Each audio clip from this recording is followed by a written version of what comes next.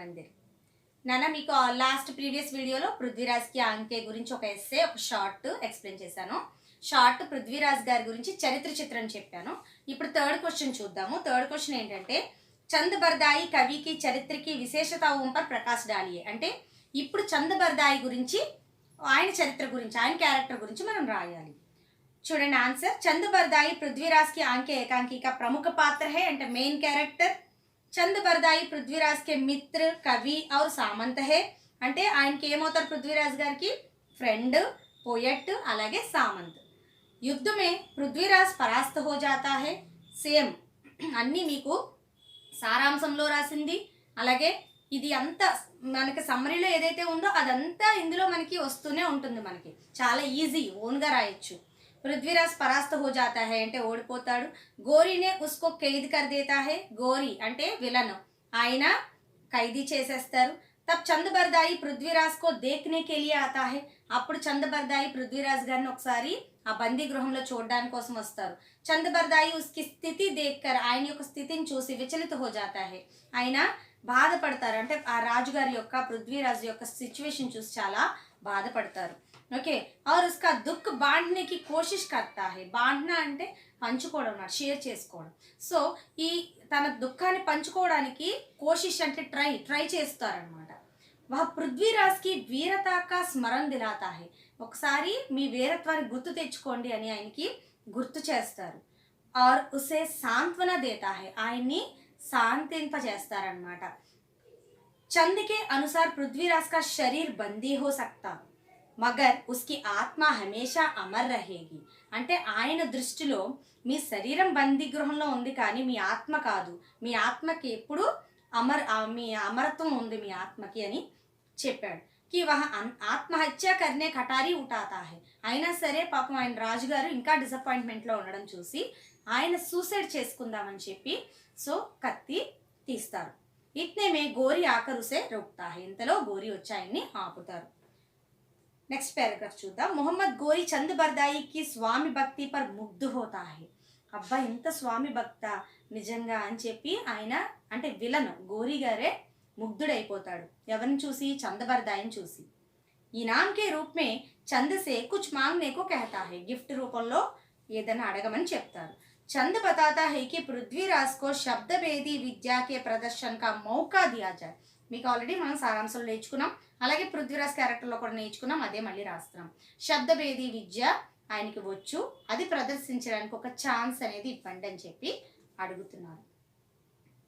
తో వహీ బడా ఇనామ్ హోగా, అదే పెద్ద గిఫ్ట్ అవుతుంది అని. చంద్ ఏక్ సచ్చి మిత్ర కే రూప్ మే అప్నా కర్తవ్య నిభాయా. చంద్ బర్దాయి గారు నిజమైన ఫ్రెండ్ లాగే అక్కడ ఆయన యొక్క కర్తవ్యాన్ని నిర్వర్తించారు. అంతమే पृथ्वीराज अपने मित्र चंद की सहायता से గోరీ కా వధ్ కర్ లేతా హై. లాస్ట్లో తన ఫ్రెండ్ హెల్ప్తో గోరీని వధిస్తారు అంటే చంపుతారు. ఓకే, ఇది స్టోరీ. ఇది చంద్ బర్దాయి యొక్క చరిత్ర చిత్రం. ఇప్పుడు ఫోర్త్ క్వశ్చన్ చూద్దాం. పృథ్వీరాజ్కి ఆంకే శీర్షక్ అంటే టైటిల్ అమ్మ. శీర్షక్కి సార్థకత అంటే ఎంతవరకు ఆ టైటిల్ కరెక్టేనా దానికి పెట్టడం అని ఇక్కడ అడుగుతున్నారనమాట. అది ఎంతవరకు కరెక్ట్ అని ప్రకాష్ డాలియే. సో మీ ఒపీనియన్ ఏంటనేది మీ ఓన్ వర్డ్స్లో రాయమని అడుగుతున్నారు. సో చూడండి, ప్రసిద్ధ లేఖక్ ఏవం ఏకాంకికార్ డాక్టర్ రామ్ కుమార్ వర్మాజీ.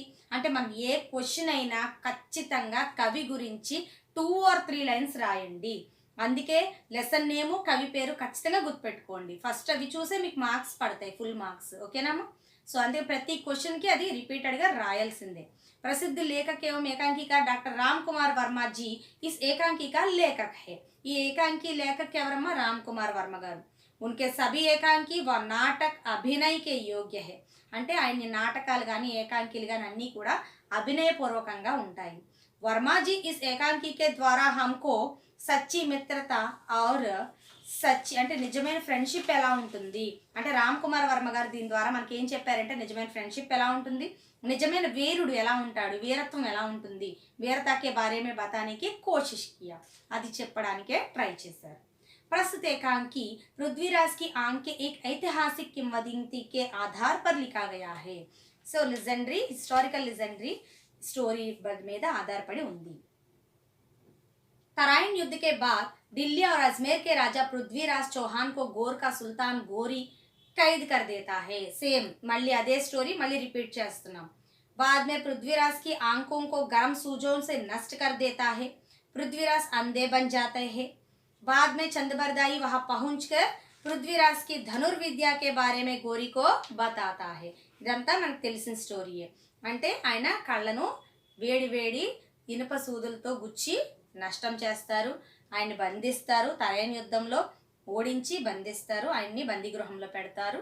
సో ఇంతవరకు ఆయన యొక్క ధనుర్విద్య గురించి తెలుసుకొని అలాగే గోరీతో చెప్తారు। ఎవరు చెప్తారు? చంద్రబరదాయి గారు చెప్తారు। నెక్స్ట్ पैराग्राफ వస్తే चंद के अनुसार पृथ्वीराज शब्दभेदी विद्या में प्रवीण है। చంద్రబరదాయి గారు చెప్పినట్టు పృథ్వీరాజ్ గారు శబ్దభేది విద్యలో ప్రవీణులు। मतलब वे बिना देखे किसी भी आवाज के आधार पर अपना लक्ष्य भेद सकते हैं।